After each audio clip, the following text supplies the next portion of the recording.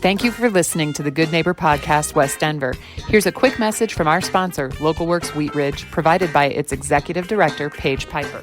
Local Works is a nonprofit organization whose mission is to make Wheat Ridge a more vibrant and sustainable place to live and work.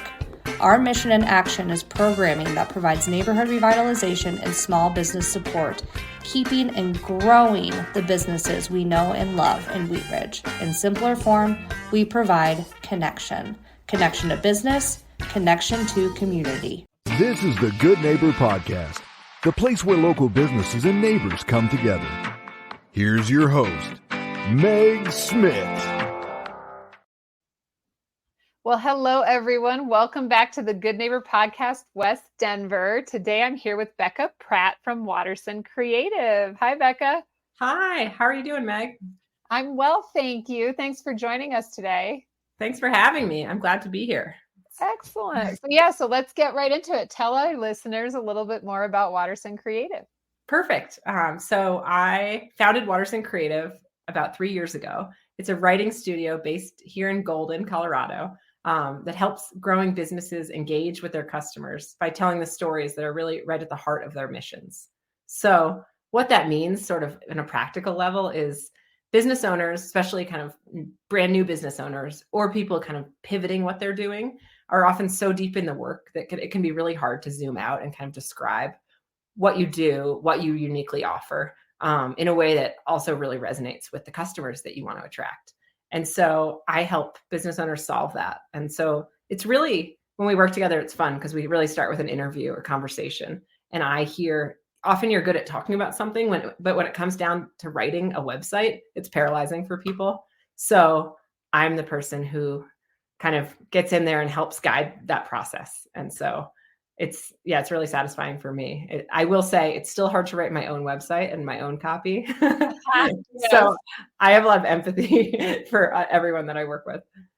Well, that's fantastic. I mean, it's good work you're doing because, it's very hard for, the business owner who's often maybe even a tradesperson or, someone who works in the business. And so they, definitely aren't focused on the words about the business. So tell us, how did you get into this?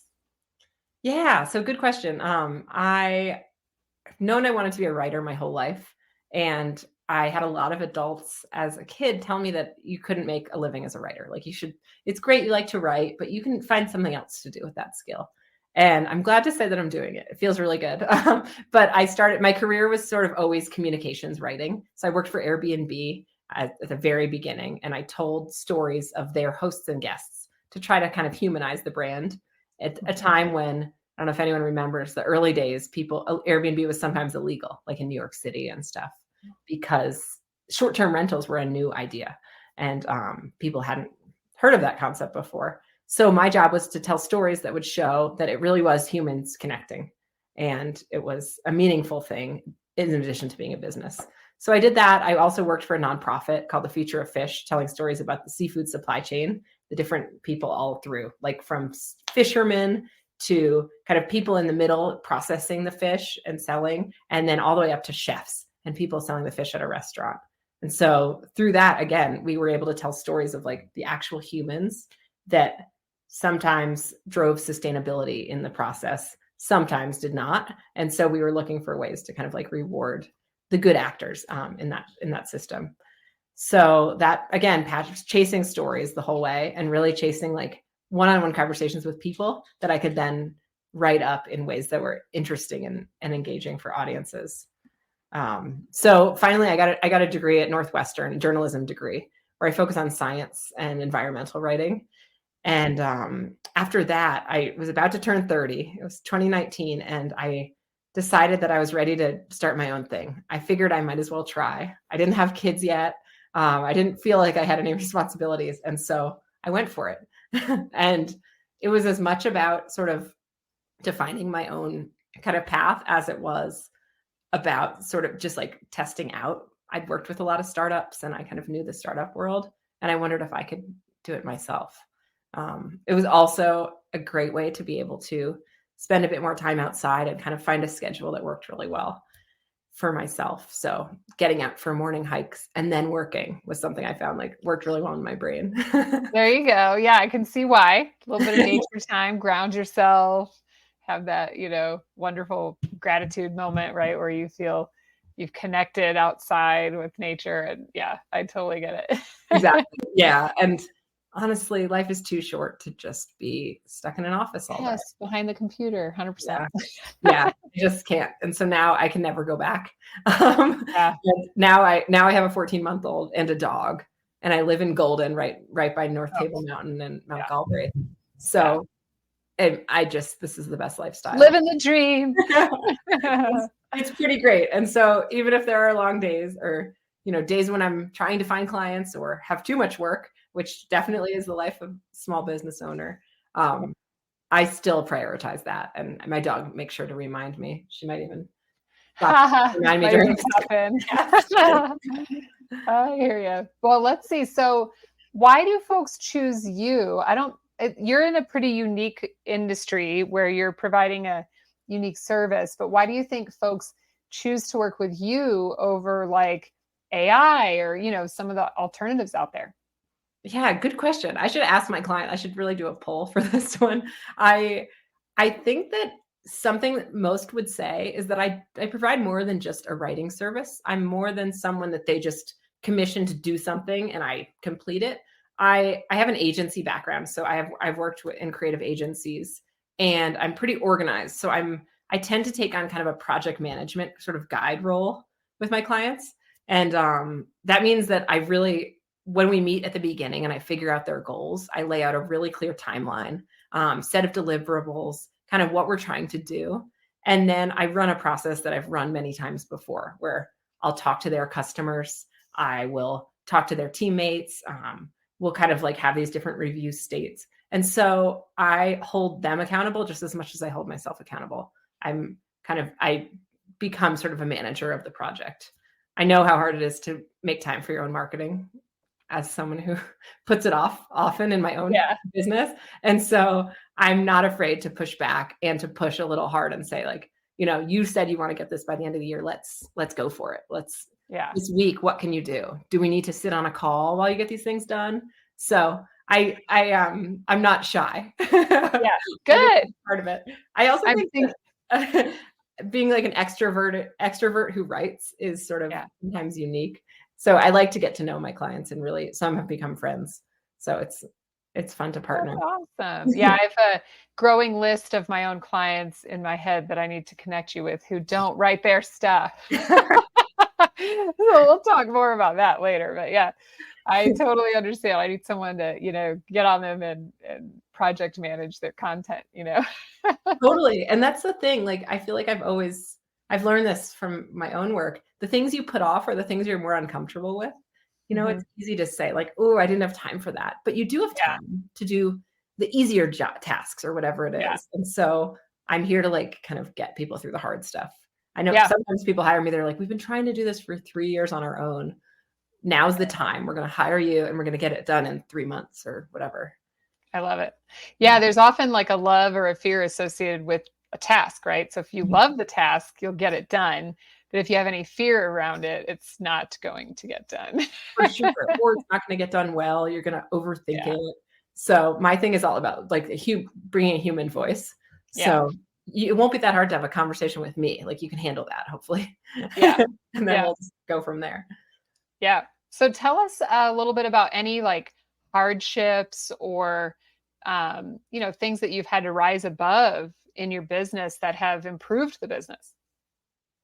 Yeah, good question. So I decided to leave my full-time job in fall of 2019. No one knew what was coming. And I was kind of plugging along through that winter. And then, as we all know, March 2020 was a bit of a shock to all of us, and a time to sort of, as people and as business owners, to really sort of figure out define ourselves. And so I was really scared. I had a couple clients try to say they could pay me half the rate. I had a few clients pull back. Some lost their jobs. A lot of things were happening, especially we were living in San Francisco at the time. And so the tech world really reacted quite quickly and shut down most spending. And so I started to question, like, who am I to be out here selling to these people when I'm not very proven. I have less than 6 months under my belt, and it was scary. And I definitely had to kind of confront my values and whether I wanted to keep doing this or figure out something else to make money.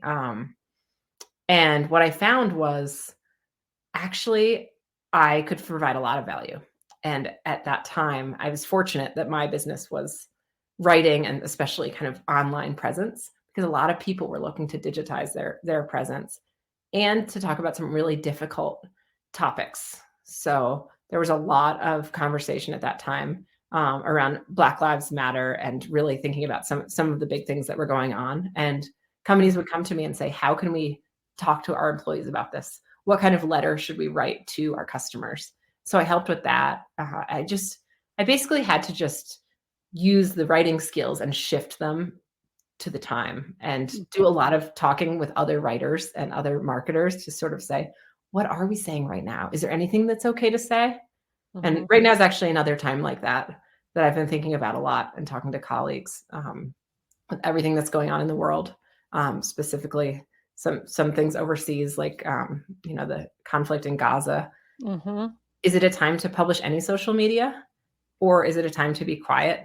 Is there responsibility on where to speak? And those answers are really different for everyone. And so something that I kind of look back to my early 2020 times and bring to now is sort of figuring that out and being really thoughtful about it, because what we say really matters. And and it's important to have that help as a business, because your branding and what you say, it's all tied together. And so that's good. I like the work that you're doing for sure. So tell us, do you have any seasonal information or specials or news that you want to share with everybody?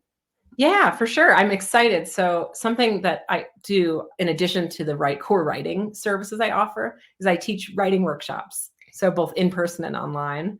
And then I do one-on-one writing coaching. So I've been more virtual for a while now, just since the pandemic and having a baby. And I'm excited to start teaching more. So I'll be in Golden teaching a couple this winter. So I haven't, no dates yet, but I'll keep you updated.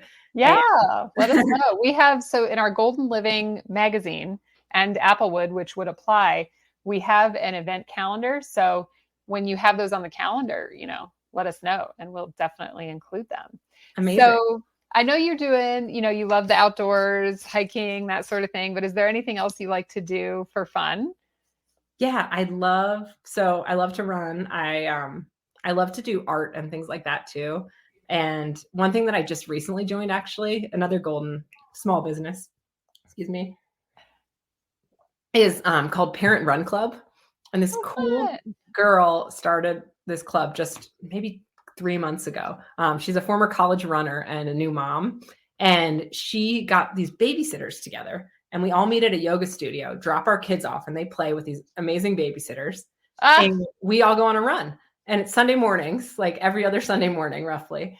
And it's awesome because you get to connect with parents, and it is hopefully happy. Oh, that's really fun. Yeah, I love it. Yeah, it's awesome. So I've loved that. And I've loved meeting people through that. It's kind of nice to have that shared. It takes a lot for everyone to get out the door, but then you get there and you're like, phew. Yeah. You get on the trail. Yeah, exactly. I love it. So how should people connect with you? I'm sure there's a lot, maybe about running, about momming, about work. Like, what's the best way to get in touch? So you can follow me on Instagram, Watterson_creative. And then also my email address, which is Becca at wattersoncreative.com. And you can also subscribe to my newsletter on my website, which is wattersoncreative.com. So I send out a monthly newsletter where I'll update about the writing workshops, lessons about writing. And I also have a series coming on female founders. So I'm highlighting local female founders. So that'll be coming out soon. Excellent. I love it. Okay, awesome. Well, thank you so much for being with me today and sharing all about your life and everything else. I appreciate it. It was fun. It forces me to get my messaging right. There you go. Thank you for listening to the Good Neighbor Podcast.